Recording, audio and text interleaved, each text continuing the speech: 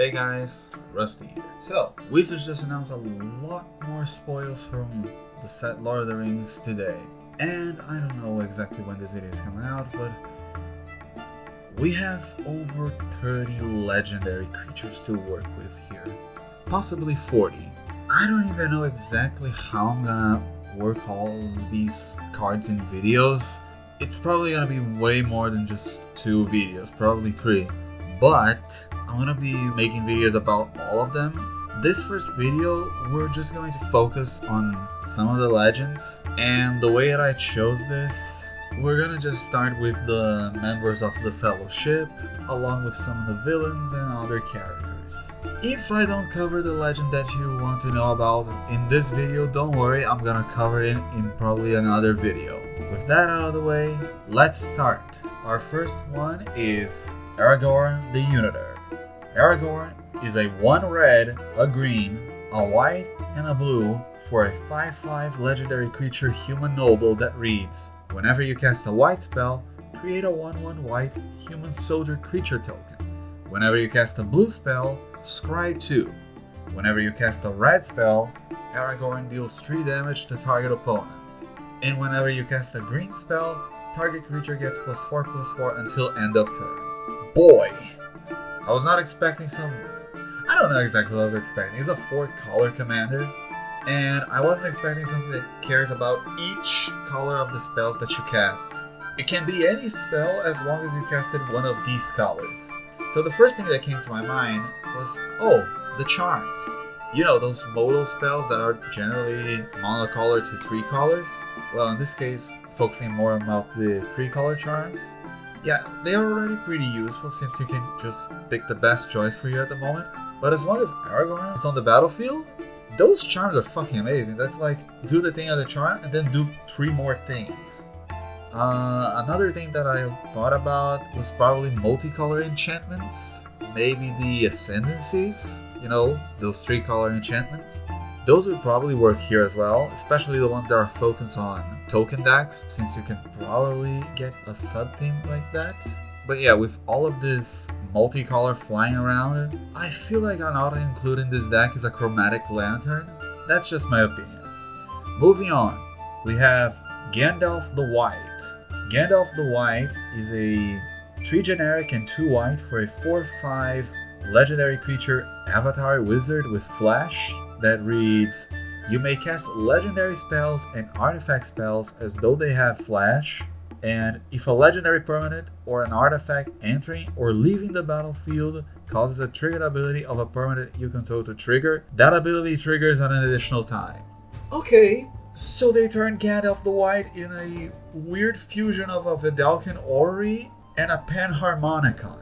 You can maybe make a legendary tribal deck, but screw that. Just become mono-white artifacts. There's a bunch of artifacts that have good enter the battlefield or leave the battlefield triggers. This thing definitely deserves to be a mythic. This Gandalf is stupid. This is gonna be one of those decks that's just quietly combos off. Moving on. We have Legolas, Master Archer. Legolas is a 1 generic and 2 green for a 1/4 legendary creature elf archer with reach that reads: whenever you cast a spell that targets Legolas, put a +1/+1 counter on Legolas. And whenever you cast a spell that targets a creature you don't control, Legolas deals damage equal to its power to up to 1 target creature.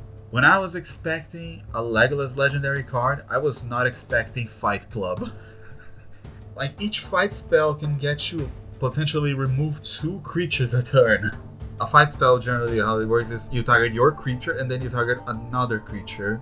And with Legolas on the battlefield, if you make him fight another creature, he can fight up another creature, or at least fire an arrow at another creature. I mean, I guess the best thing that you want in this deck is ways to give Legolas Death Touch. Let's hope that Wizards repaint that Gorgon Flail. Moving on, Gimli, Mournful Avenger. Gimli is a 1 generic, a red and a green for a 3/2 legendary creature dwarf warrior that reads: Gimli has indestructible as long as 2 or more creatures die under your control this turn. And whenever another creature you control dies, put a +1/+1 counter on Gimli. When this ability resolves for the 3rd time this turn, Gimli fights up to one target creature you don't control. Okay, this is a very weird design. I guess the best way to have creatures dying under your control is to be playing a token deck, which is sort of comical since Gimli would be leading an army of Saproling tokens and Goblin tokens. I am struggling to think of ways that you can easily sacrifice your creatures in both of these colors, besides, the obvious altar. I think you can do it. I don't know if it's gonna be a good deck though. It feels a little bit too weird. Moving on. Next up, Samwise Gamgee. Samwise Gamgee.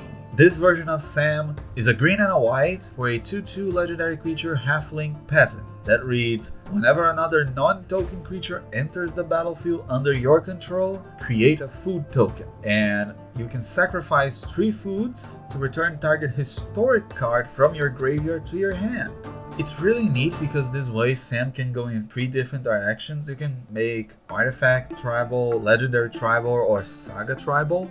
But I feel like a staple in a deck like this would end up being White Mane Lion. Maybe you can use those food tokens for something else. I can't think of anything at the moment, but I think it's a pretty interesting deck. Moving on. Next up we have Pippin, Guard of the Citadel. Pippin is a white and a blue for a 2/2 legendary creature halfling soldier that has vigilance and ward 1, and then you can tap Pippin to have another target creature you control gain protection from the card type of your choice until end of turn. I have no idea why you can give it protection from battles, but okay. All in all, this just feels like a Mother of Runes. I don't know if that's enough to be commanding its own deck. I do feel like you want to put a lot of untapped things on the deck though, so you can keep untapping Pippin and then using him as an answer for anything. But other than that, I really think this version of Pippin feels a lot like one of the 99 cards. But moving on, next up we have Mary, Esquire of Rohan. This version of Mary is a red and a white for a 2/2 legendary creature halfling knight with haste that reads, Mary has first strike as long as it's equipped, and whenever you attack with Mary and another legendary creature, draw a card. Yeah, you can make a legendary tribal deck in these colors with Pippin at the helm. That's kinda new for Boros. I don't know, this feels like more of a 99 card, especially in decks that you are focusing on attacking with your commander. Moving on, next up we have Boromir, Warden of the Tower. Boromir is a 2 generic and a white for a 3/3 legendary creature human soldier with vigilance that reads, whenever an opponent casts a spell, if no mana was spent to cast that spell, counter that spell. And then you can sacrifice Boromir to have creatures you control gain indestructible until end of turn, and then the ring tempts you.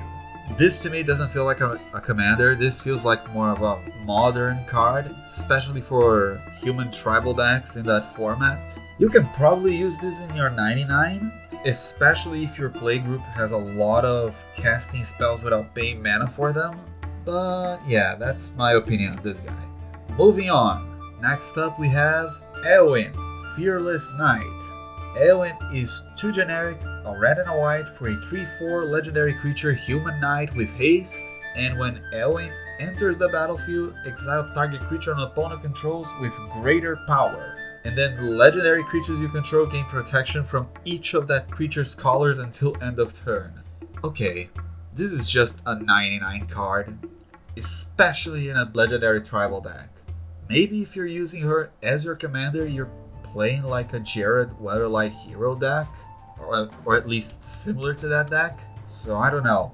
I don't really put too much faith in this Éowyn being in the command zone. That's my opinion. Moving on, we have the boy, Sauron the Dark Lord.